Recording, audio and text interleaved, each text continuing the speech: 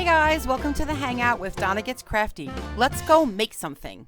Thanks for stopping by here at Donna Gets Crafty, and today I am participating in my second challenge ever on YouTube by Elena Jenkins from Elena Jenkins DIY and Michelle's Cozy Home. Those are the two hosts for this particular challenge. And the challenge is to do a DIY that's been inspired in some way.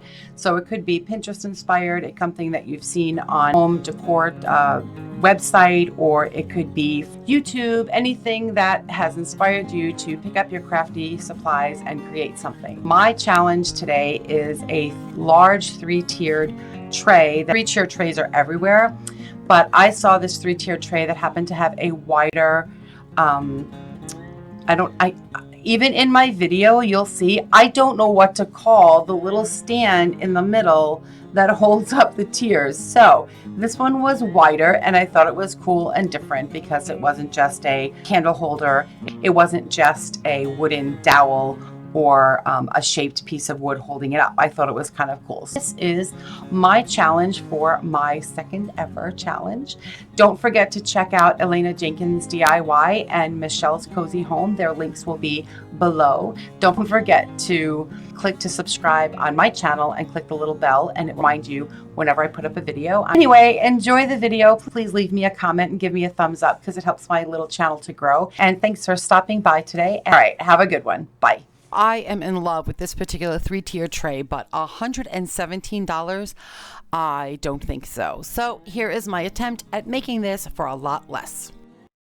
I was so excited to finally get to create this large 3-tier tray. I had made a smaller one, and I'll leave the link for that below. But this one was a larger one. Headed over to the Dollar Tree and picked up a pizza pan, a pie pan, a cake pan, and a dish. And I decided to use the pie pan as the base for the 3-tier tray.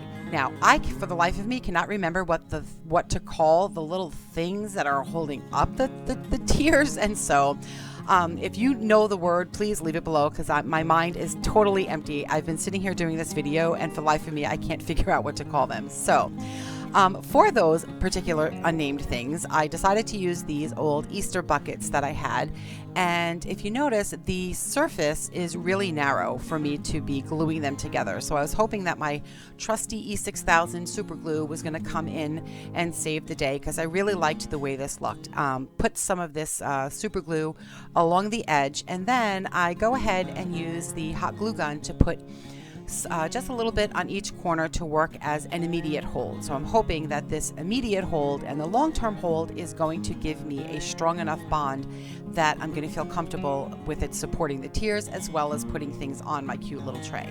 So I put them together, and when I squeezed them together, I noticed that there were some gaps there in the where they attach. So I just took a little it's not a popsicle stick. What is that? A tongue depressor, yes.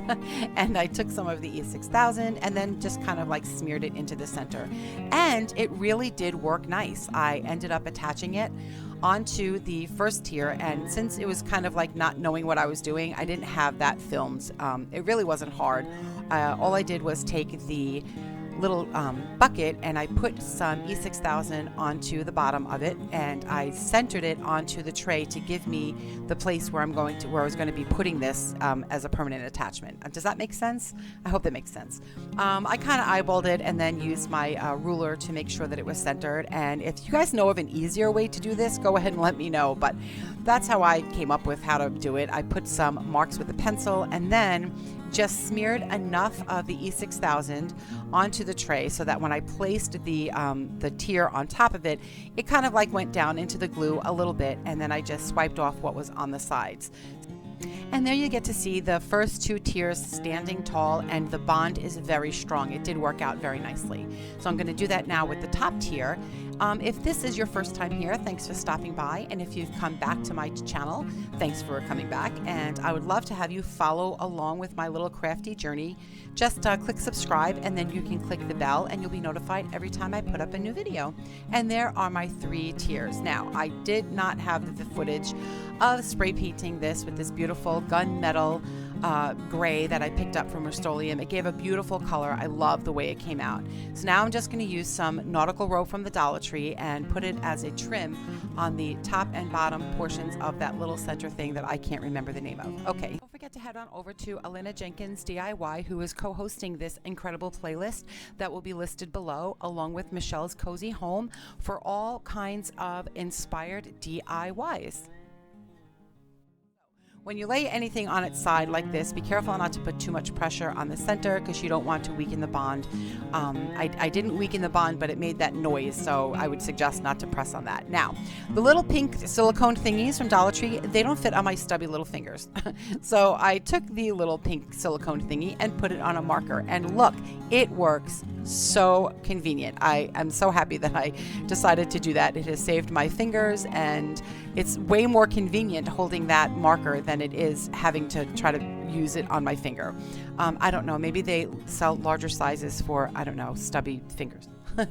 Anyway, I am really digging the way this is coming out. I love this nautical rope. I think it ties it in really nicely. I did go ahead and put it on all 3 levels, but notice I forgot to paint the top before I glued on the nautical rope. So I just went ahead and covered it with tape, covered the rope with tape, and gave it a good spray, and everything worked out fine. It really was not a big deal, but I thought it was funny. I glued it down. Now, I also would like to have all of the raw edges covered. It was a little weird because that's not straight, and so I couldn't use ribbon, and the rope just needed to be a little thicker, so I loosened the rope a little bit to cover the raw edge. Am I alone in wanting the raw edge of things covered?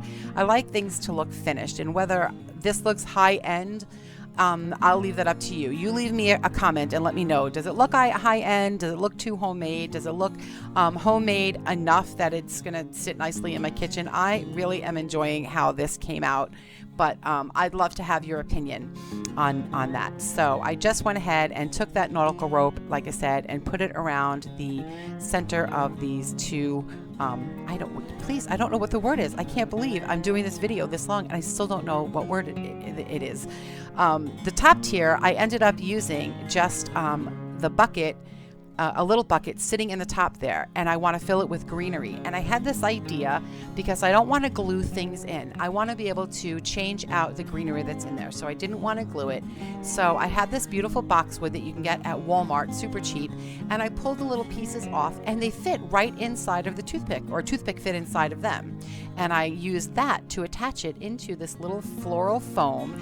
And when I placed it inside the top little bucket, oh my gosh, it came out so stinking cute. And I can just change it out whenever I want. And there is my lovely 3-tier tray sitting on my kitchen table. Some of the items that I have in my tray, I have made videos for, so I'll go ahead and link them below. So there we have it. I thank you again for stopping by, and give me a big thumbs up if you like what you saw. And don't forget to subscribe, and have a great creative day.